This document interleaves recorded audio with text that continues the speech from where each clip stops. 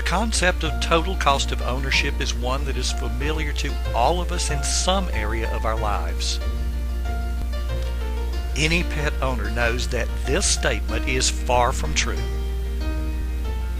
While the purchase says free, there is so much else that goes along with it. The same is true of many of the purchases in our lives, our houses, automobiles, and hobbies. It's called total cost of ownership.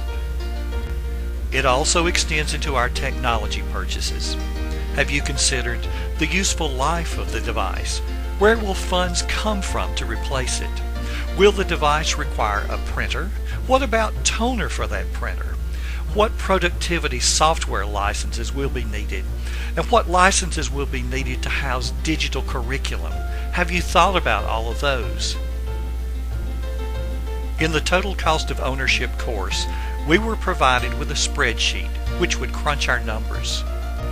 The only problem was, unless you were the technology coordinator, you probably didn't have access to the numbers, and many of them didn't mean anything to you anyway.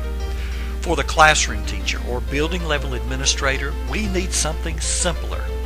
As we write grants for technology within our building, we need to be able to project the related cost.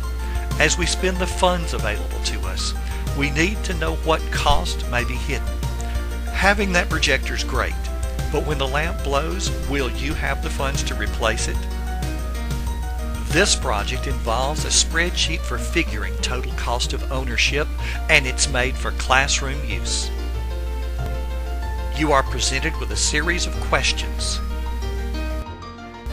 In fact, these are the same questions you should be asking yourself anyway as you plan technology purchases.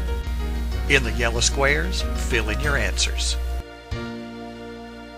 As you answer the questions, the spreadsheet figures the total cost of ownership for the life of the purchase, and it reports it as an annual cost.